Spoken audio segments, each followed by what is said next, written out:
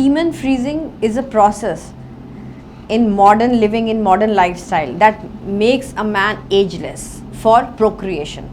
Because if you have frozen your sperm, your lifestyle change, your modern living system, your age is not going to hamper your reproduction. So basically you should know what all is required before you are going for the semen freezing process. So first and foremost, try, if you have got time in hand, you are not a patient of cancer, you are not in a hurry to get it done. So at least you should have a lifestyle, good lifestyle for 72 days if you cannot maintain a good lifestyle always.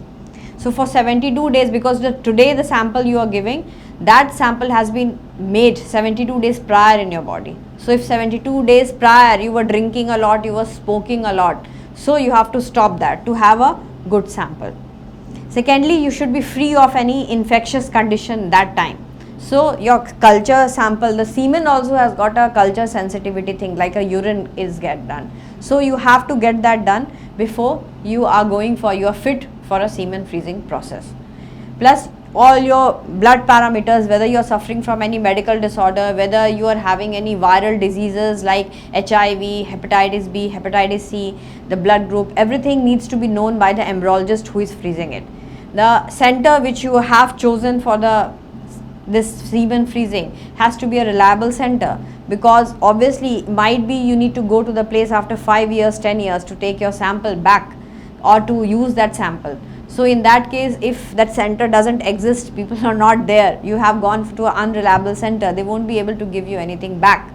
So these things are very important to choose before you go for the semen freezing process. If you are having like a carcinoma, so you should try to get the semen frozen before the chemotherapy and the radiotherapy process starts. Fourthly, if you are going for the surgery, surgery for the cancer, in that case also all your tests should be done, and you should discuss with your oncosurgeon that they have a team for freezing on hold, so that they can freeze your testicular tissue that is going to come out if they are going to take it out. And parallelly you should have all your karyotypes and everything in hand, so that it is ascertained that this sample can be used later on, it is of value to be used later on.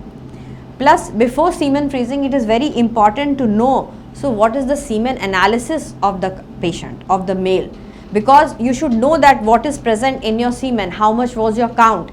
You should not have a false picture. And you should always get your semen frozen multiple times, means minimum 3 times, because the vials should be ample in amount. Because what happens many times, because as it is, you know, science is not a 100% process, nothing is 100% in life. So you should have backups ready, means if 1 or 2 samples get awry, they are not recovered properly, we should have multiple vials in place. If by any, like God forbid, but due to any natural calamities, the samples go awry, the cans go awry, so if you have got multiple cans in the center in multiple places, so there are chances that at least you will be getting some.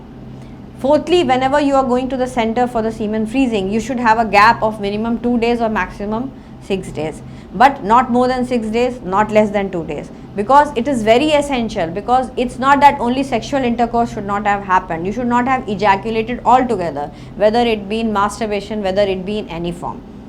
Plus you should be very particular whenever you are giving the semen for freezing, you cannot ejaculate in a condom, because what happens, it's a very common practice, the male ejaculates in the condom and it pours the semen back in the container. So that is not to be done, because the condom usually is gametotoxic. So these are some of the things that you need to maintain, and plus you should always check with the center, because you always have to renew your semen that you have frozen. So please be on your toes. It is like an insurance policy, you keep on paying for the insurance policy, then only your policy is active. So same is true for the semen freezing also. So these are some of the points that needs to be kept in mind whenever you go for semen freezing, and definitely then you have got your sample for lifelong and you can use it anytime. It is not going to affect your fertility. We care about you.